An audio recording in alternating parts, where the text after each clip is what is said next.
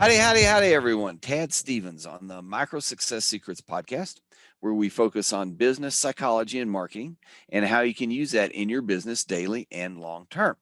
Today, I'm talking with Andrew Cordova-Andrews. Andrew, how you doing? And please introduce yourself. Oh, I'm doing very well. Thank you so much for the opportunity, Ted.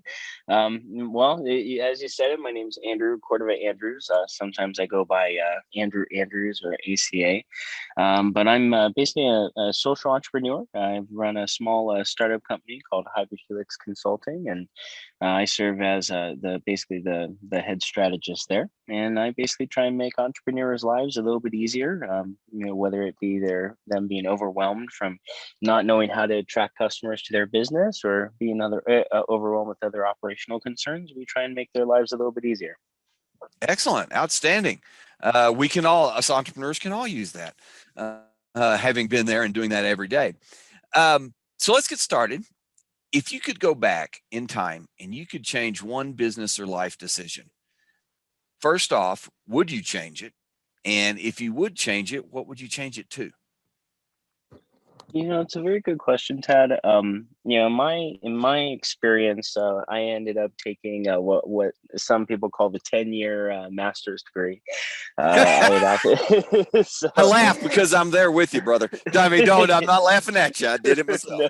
no, I gotcha. I took basically a long path to get the master's degree, and in my personal experience, I would say I definitely would have started my business sooner, and I probably would have done it after my bachelor's degree and gone a little bit of a different direction. But since I can't change that decision, I'm embracing every component to it. There were some valuable learns I definitely got from my master's degree, but on the flip side, I think I could have also started my business back in 2014 and been in a much different place now. So that's probably the one decision I would have changed. Okay. So kind of related to that, if you could go back and you could look and you could see one decision that turned out to be super positive. I mean, it's one of those things where, you look at and you remember everything before it and everything after it. It's kind of a dividing line or demarcation point. Do you have one of those that you could share? My demarcation point would definitely be the day I decided to leave my full-time career and actually start my business. Everybody in all the podcasts always talked about this leaping off point. I read about how, starting a company is like parachuting out of a plane and, trying to build the and parachute on the way out. and then figure out how to, yeah, no, I get that. And I tell you what, Ted, that's definitely so true. And the moment I decided to go, I wasn't sure I was ready. But I would tell you what, there's not a single thing I regret about making the decision. And despite what struggles come with starting a business, there's just nothing as satisfying as finally starting and investing your heart and soul into your business every day. Mm-hmm. And I can relate to that as well. And which brings up the next question, which to me is, in some cases, can be the same decision. But what decision that you've made has been the scariest? It's funny. I would say it's very much so the same. I love it. I'm Yeah, not laughing at you. I'm laughing with you because I've been there and done it. definitely. And as you can imagine, Tad, I mean, it's something terrifying because you're trying to do something that no one around you has done, and you're trying Mm-hmm. to build something that your friends and your family and other people just may not understand. And in my work, I'm trying to actually start a social enterprise, a B Mm-hmm. corporation. And I'm not sure if many of your viewers are familiar with it, but a B corporation is basically kind of the dividing line between a social enterprise that's for profit as well as kind of nonprofit in a way. Yes. For profit business trying to make a difference. And I gotta tell you, man, it was definitely scary. Getting into consulting in general is something that's pretty scary. There's usually a big either not only just a learning curve but a trust curve. I Mm-hmm. walked out and said, hey, who am I? I took the 10-year master degree. I went out and had a lot of experience in customer service. I'm able to help these business owners, but I believe it just came down to not only confidence in myself but trust that the parachute would come, and if I had not jumped out, there's no chance it would have come. So being able to take that risk and see reward on the other end, while I'm still not quite where I want to be in my entrepreneurship journey, I would say even if I fail, it's definitely the scariest decision I've ever made, but I think it's also the most worthwhile. Excellent, excellent. And I totally agree that what you just said, that if you don't jump out, it won't ever happen. I mean, I talked to a lot of people on the podcast and in my consulting work, and a lot of people say, oh, well, they're trying to get everything just right. And it's never going to be right. Just for everybody that's listening, you know, you got to be careful, you got to be prudent, but it's never going to be perfect. I mean, I have never met anybody that it was perfect that went out, except maybe Peyton Manning. And I don't even know him, but somebody like that Yep. maybe. But no, that's even him. I doubt that anybody has ever had it perfect. So, kind of along the lines, um, what's the biggest thing that you struggled with, or maybe are still struggling with, as being an entrepreneur, as being on your own? What do you think is the hardest thing? It's interesting because the number one thing that I've ran into that's been the biggest challenge is the fact that at the end of the day, the buck stops at you. And Yeah. it's something where my business, when we initially started, we started making sales and getting clients before we even had a website. And there were a lot of things that we were putting together in the back end and trying to build while we were also trying to, get clients. And Mm-hmm. the most interesting part of that experience is that we made a lot of investments and decisions in the beginning. Of course, prior to COVID. Once COVID struck, everything went haywire, even worse. But we made some decisions and put some people in places that they probably weren't best suited for.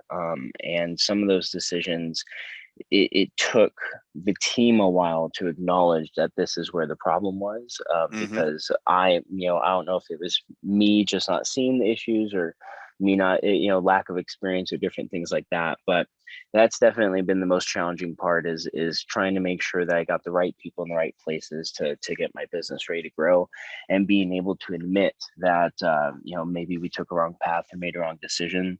But it's something I advocate to my clients is, always be willing to not only admit that you're wrong, but always be willing to try and take outside advice. And so now what we're doing is we're reforming parts of our sales team around an advisory council of experienced Mm. entrepreneurs, and Okay. we got some people joining us to actually give us that practical experience advice, because consulting is kind of a cutthroat world. And if you're not able to get your processes in place, there could be a one day delay in your sales process, and another consultant or another marketer has your client. Yeah. Being willing to take a step back and do that not only has been scary and challenging, but it's refreshing, frankly, to be able to ask for help and ask for support. And any starting entrepreneur, I would say, do it sooner, definitely sooner than I. Okay. So, and goes into the next question as well, is when you get to one of those situations like what your team dealt with or is dealing with, about making changes, do you have a process? Do you have and it can be personal, it can be part of your team, but do you have a process that you go through to get unstuck? How do you come to those big decisions and get to the other side? I think the thing that I had to do in order to get past this is you have to be willing to shed your own ego. You have to realize that Yes. maybe you made decisions that got you here. But then one of the things I always say, especially to entrepreneurs, and especially when COVID-19 struck, is be honest and transparent with your team. The situation we faced basically sent our founding team back to the starting board when COVID came out, because a bunch of our initial clients were gyms, and there's just no way that was going to be sustainable, especially if they were closed. It's a yeah. And so it was kind of one of those things where we're like, okay, well, we have to adapt quickly. And I came up with some ideas and tried to push some things forward, but just wasn't quite successful in adapting. And what I learned from it is from myself. I had to look inside and say, hey, am I actually giving my team the proper authority and empowerment in order to give me the advice that we need, or give us the tools that we need? And it took me some time to realize some of the limitations and challenges that we ran into. And when at the end of the day, being able to be honest with my team and tell them, hey, I think we made some mistakes along the way. This is where I think they may be, but I want you guys to be honest, and being open to what they're going to say, because sometimes some of the things they say might, kind of be like a dagger in the heart, but it's a reality them trying to shape the business towards being better. Especially if you have team members that have been with you from the beginning, you got to be willing to listen. So Mhm. no, that's how I've gotten unstuck, at least. Excellent advice. Excellent. So lastly, let's close with, what do you do for fun? And what do you do besides, or if what you're doing is fun, that could be fine too, because a lot of it can be. Do you have anything in particular, or that you could suggest? I would say for me personally, I'm a huge fan of video games. And I think that being able to break away from the day-to-day stress that comes along with building a business or being an entrepreneur is really important. Whether you find that whether it be in your family, or whether it be, to yourself, to meditate, or whatever it is that you find fun. But for Hmm. me, video games are really nice escape. It reminds me of a simpler time in my life, and now that I can confidently say, hey, you know what, I'm going to work for 25 minutes, and I'm going to go and play a game for 10 minutes, and I'm going to get back to work. Finding that kind of rhythm has really helped me. Because in the past, I used to be really all or nothing. I would either say, all right, let me play some games, and I get lost for 3 hours and lose track of time and not do things for the business, or I get so into the business that it'd be days and days and days of just work, and work. And what ends up happening is your body decides, hey, you know what? You're burnt out, and you're just, you're going to have to deal with it. And whether that be, oversleeping or whatever it is, but you got to find that balance. If someone had told me, how difficult it would be to be your own boss, to set your own schedule in the beginning, I don't think anybody can tell you how difficult it is until you live it. But Hmm. find that balance. If you can find a balance that makes you happy, no matter what's going on with the business, then you know that you've done well, because the business isn't who you are, and it's not what your life is. It's just something you're trying to do and trying to achieve. And if you get too wrapped up in that, before you know it, the people who you're doing it for won't be there. Yep. Excellent advice. Outstanding, and an excellent way to end. Which we're gonna. It's time to do that. Want to thank you very, very much for what you shared and how you shared it. Is there anything that you'd like to close with? Anything that you want to leave the listeners and viewers with today? I'm still in the process of reshaping some of the areas that we're going to be helping entrepreneurs going forward. So, the only thing that I can say is, if you find yourself stuck, overwhelmed, or in a situation where you're spending more time trying to get clients than actually focusing on your existing ones, feel free to reach out. My team offers free consultations, and we try and make sure that the budget meets the user. And you can find us easily. It's just Hybrid Helix. That's HYBRID, Helix, HELIX.consulting. We got one of those new fancy domains, so don't confuse anything. It's not a .net, .com, nothing. Just hybridhelix.consulting. Got it. And check out our social media. We're going to be, as we relaunch and kind of get things in tune, we'll be sharing a lot of cool content. So keep an eye on us. Okay, we'll do that, and I'll make sure that contact, the URL, the full URL, is in the show notes and in the description for wherever we post this audio.